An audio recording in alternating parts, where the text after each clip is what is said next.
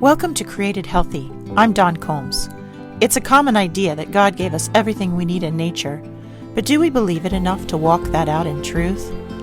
Often the very same people who say this go looking for answers on how to use food and medicine from man-made sources. Everything man creates comes with a user's manual. Why would God be any different?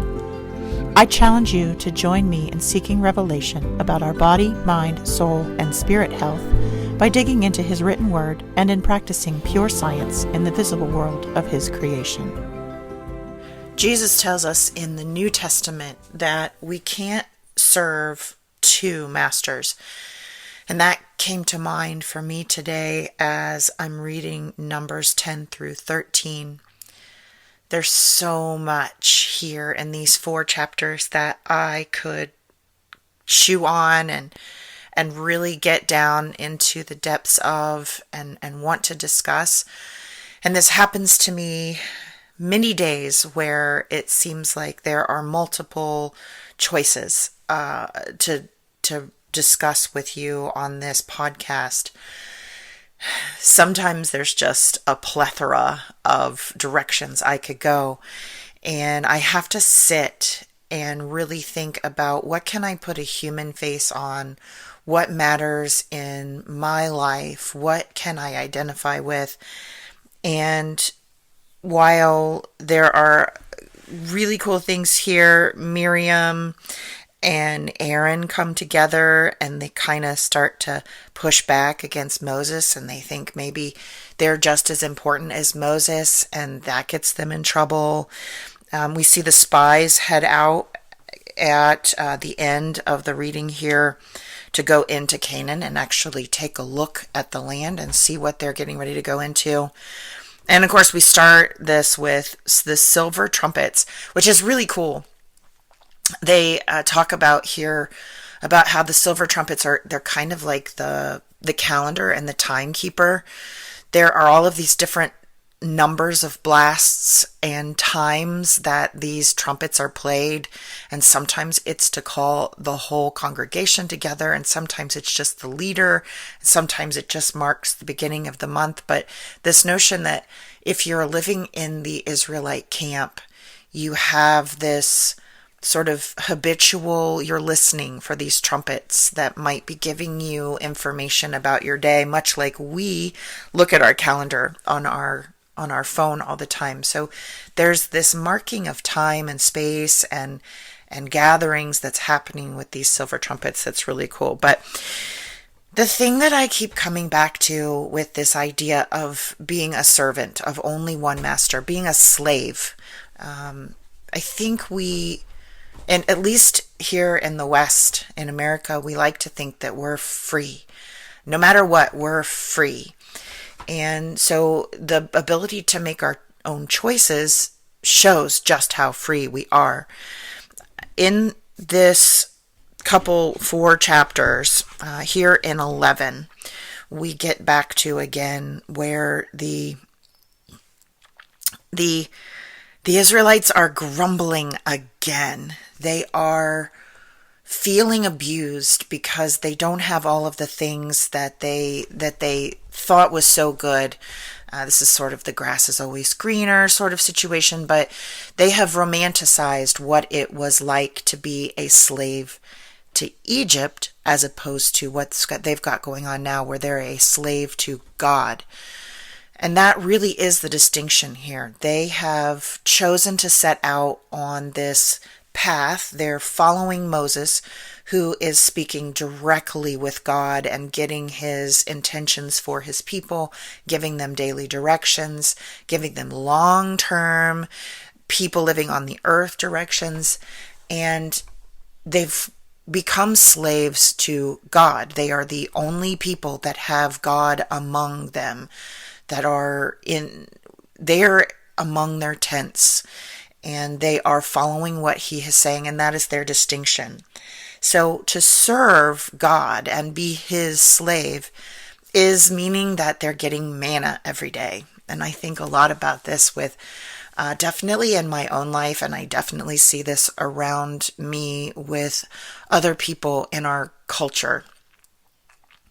Manna is what God has provided. It is what God is providing every day. And it doesn't have a lot of diversity, and it's simple. And I can imagine, I mean, we aren't given the idea that it's any kind of strong flavor. They have to boil it or fry it to sort of change it. So we get the idea that it's sort of this bland food, but it's everything they need.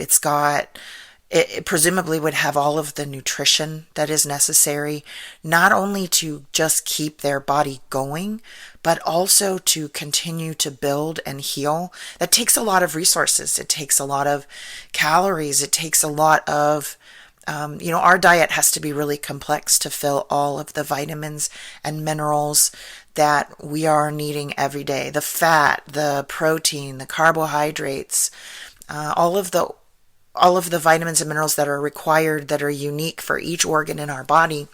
So we eat a very varied diet today because we aren't just trying to keep ourselves able to put one foot in front of the other and get through the day.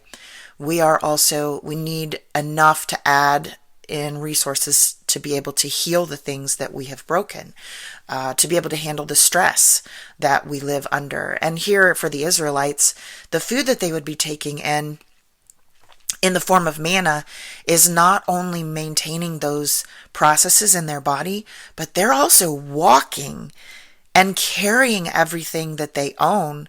So they are doing real physical labor when they're on the move.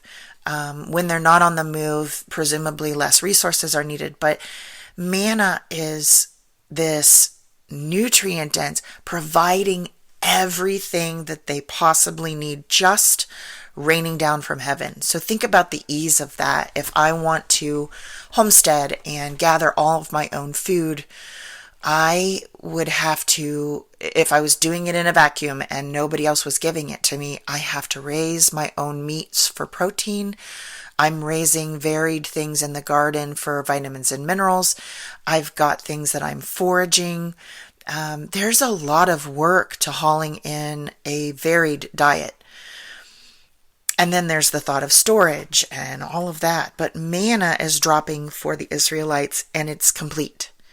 And it comes in the morning, and they gather it and they use it that day, and then more comes tomorrow. They never have to worry about whether there'll be a shortage. It just comes, it's enough, and it does everything that it needs to do for their body. And yet, here they are wishing, grumbling that they had all of the food that they miss when they were in slavery. And so Jesus tells us we can't serve two masters. They're longing for the slavery of Egypt, even while the slavery under God is truly providing freedom. It doesn't give them the freedom of a diverse food menu, but it gives them the freedom to be able to do anything they want and keep their bodies healthy. And perhaps back in Egypt, the cost of the food was really high. It may have tasted good, but there was a huge cost. And I think about that today with people who do not want to put down the food that is part of the world. So what the food that I talk about being on the wide road, they don't want to put it down because it tastes good. And if I eat things out of the garden, or things that are weeds in my backyard, ew, it's bland. It doesn't have the same spicy flavor. It's not intense like I like.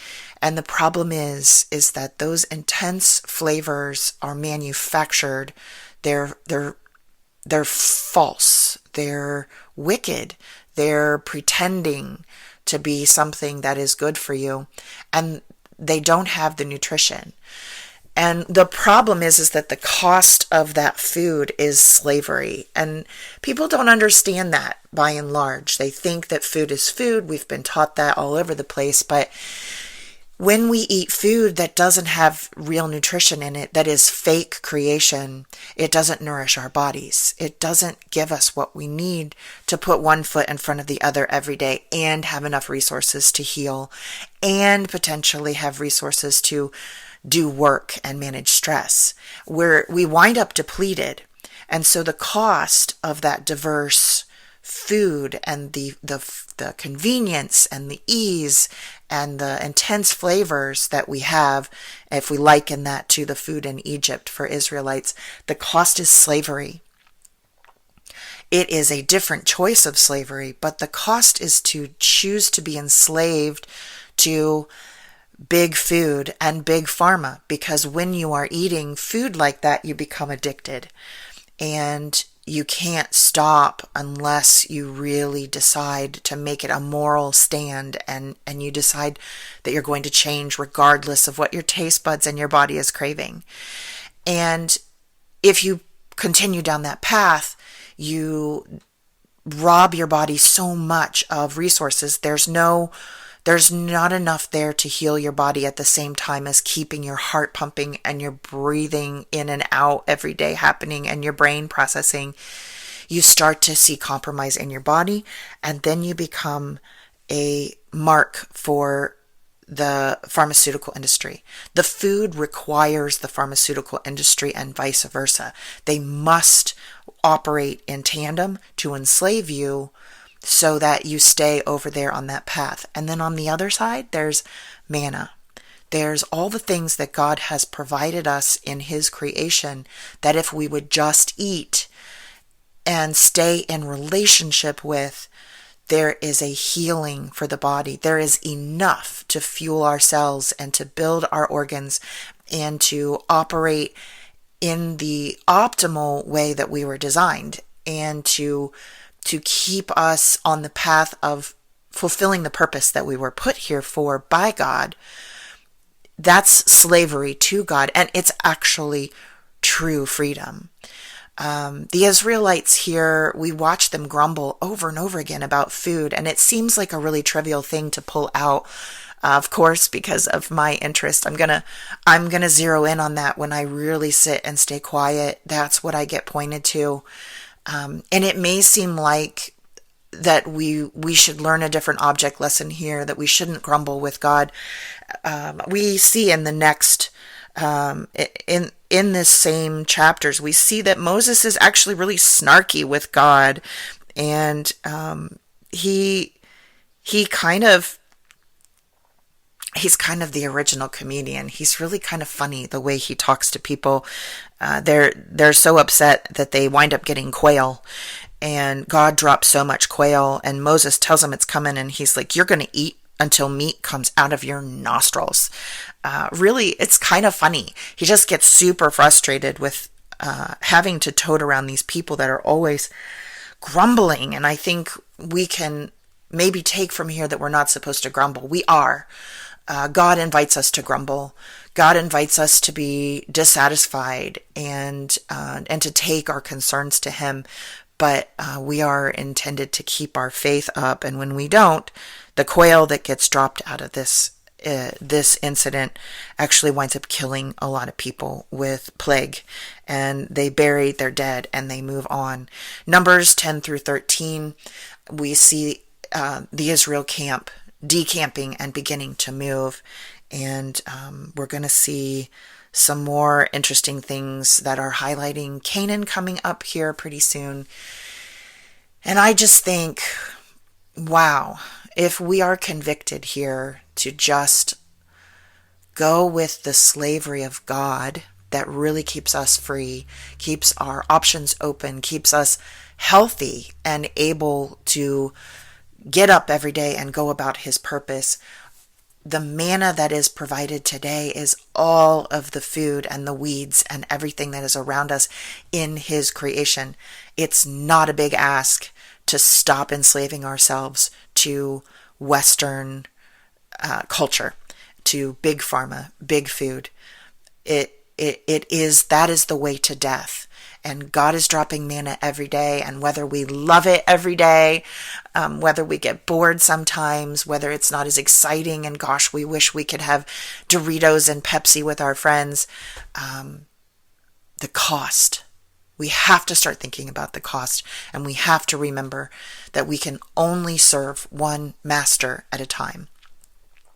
I hope God is blessing you today, as in all days, and that you're getting more and more intrigued to dig into the Word yourself and see what God has to say to you.